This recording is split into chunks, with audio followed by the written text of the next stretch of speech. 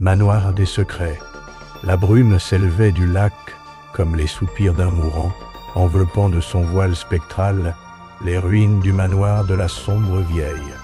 Édouard longeait la berge d'un pas lent, ses chaussures de cuir crissant sur les galets humides. À 43 ans, cet homme aux tempes grisonnantes portait sur ses épaules le poids d'une faute qui ne le quittait jamais. Ses yeux, jadis clairs comme l'eau de source, s'étaient ternis sous le fardeau de 3 années de remords. Le manoir se dressait devant lui, squelette de pierre aux fenêtres béantes, témoin silencieux des drames qui s'y étaient joués. Ses tours effondrées et ses murs lépreux racontaient l'histoire d'une grandeur déchue, miroir parfait de l'âme d'Édouard. Il venait ici chaque année, à la même date, pour revivre cette nuit maudite où tout avait basculé. « Pardonnez-moi » murmura-t-il au vent, les mots se perdant dans l'obscurité. Sa voix se brisa sur la dernière syllabe, comme elle se brisait toujours quand il prononçait ces mots qui ne suffiraient jamais. Un froissement de tissu dans son dos le fit sursauter. Il se retourna lentement, le cœur battant, et aperçut une silhouette féminine qui émergeait de la brume comme une apparition. La femme avançait vers lui d'une démarche gracieuse mais hésitante, ses cheveux noirs ondulant autour de son visage pâle. Elle portait une robe de velours sombre qui semblait épouser les ombres de la nuit. « Qui êtes-vous » demanda Édouard, sa voix rauque trahissant son trouble. Elle ne répondit pas immédiatement. Dans sa main gantée de dentelle noire, elle tenait une lettre jaunie par le temps. Ses yeux, d'un bleu profond, comme les eaux du lac, le fixaient avec une intensité troublante. Un sourire triste se dessina sur ses lèvres, empreint d'une mélancolie qui résonnait étrangement avec la sienne. « Je suis Céleste, dit-elle enfin, sa voix douce comme un chant funèbre. Et vous, monsieur, que cherchez-vous dans ces ruines ?» Édouard hésita. Comment expliquer à cet inconnu qu'il venait ici pour expier un crime que la justice n'avait jamais pu prouver? Comment avouer qu'il était responsable de la mort de sa propre épouse, même si l'accident semblait avoir lavé sa culpabilité aux yeux du monde? « Je cherche la paix », répondit-il simplement. Céleste hocha la tête, comme si cette réponse lui suffisait. « Moi aussi », murmura-t-elle en serrant la lettre contre sa poitrine. Depuis si longtemps. Ils restèrent un moment face à face, deux âmes en peine reconnues dans la brume. Sans un mot, Céleste s'assit sur un bloc de pierre tombé du manoir, et Édouard prit place à ses côtés, maintenant une distance respectueuse entre eux. « Cette lettre, dit-elle en la brandissant légèrement, elle contient les derniers mots de mon frère. Il s'est donné la mort il y a 5 ans, dans ce manoir. J'aurais dû être là. J'aurais dû comprendre ses appels au secours. » Édouard sentit sa gorge se serrer. « Nous portons tous des regrets, » murmura-t-il. « Mais parfois, nous ne pouvons rien faire, vraiment. » Céleste tourna vers lui ses yeux brillants de larmes contenues. « Et vous, monsieur... »« Édouard » ?»« Édouard Moreau. »« Ouais. Et vous, Édouard, quel fantôme vous hante ?» Il ferma les yeux, et l'image de sa femme lui apparut, telle qu'elle était cette nuit-là, furieuse. Les joues rougies par la colère et l'alcool, brandissant les preuves de sa liaison. Elle avait menacé de tout révéler, de le ruiner socialement et financièrement. Voici aux tes pattes. Dans un moment de panique, il l'avait poussée.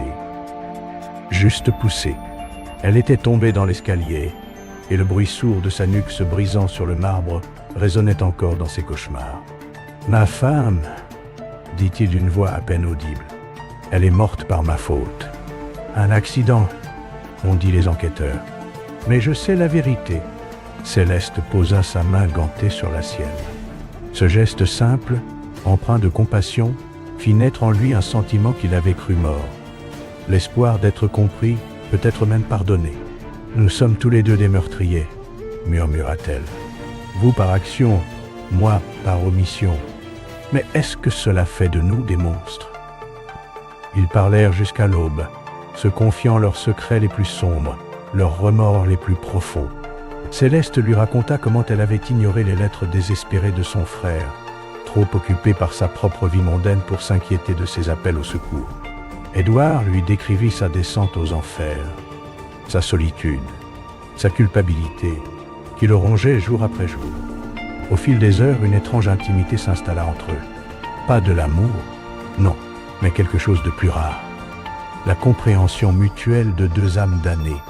Ils trouvèrent dans cette complicité un réconfort qu'ils n'espéraient plus. Mais alors que l'aube commençait à blanchir l'horizon, un dilemme cruel se dessina. Édouard réalisa qu'il ressentait pour cette femme mystérieuse quelque chose qui ressemblait à de l'affection. Avait-il le droit de s'accrocher à ce semblant de bonheur quand le sang de sa femme tachait encore ses mains? Et Céleste, de son côté, se demandait si accepter cette tendresse naissante ne constituait pas une nouvelle trahison envers la mémoire de son frère. « Nous ne pouvons pas », murmura-t-elle quand leurs regards se croisèrent avec trop d'intensité. « Nous ne méritons pas le bonheur. »« Peut-être, » répondit Édouard.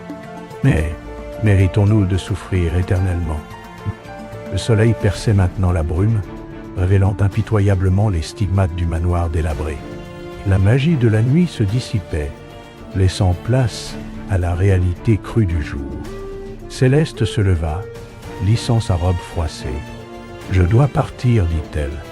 Comme chaque année, je vais déposer cette lettre sur la tombe de mon frère. »« Et vous ? » ?»« Je vais continuer à marcher, » répondit Édouard en se levant à son tour, « jusqu'à ce que mes jambes ne me portent plus. » Ils se regardèrent une dernière fois, conscients que cette rencontre ne se reproduirait probablement jamais. Céleste s'approcha de lui et déposa un baiser chaste sur sa joue. « Merci, » murmura-t-elle, « pour cette nuit, pour m'avoir écouté sans me le juger. »« Merci à vous, » répondit-il, la gorge nouée, « pour m'avoir montré que je n'étais pas seul. » Elle s'éloigna vers le cimetière qui bordait le lac, sa silhouette se fondant peu à peu dans la brume matinale.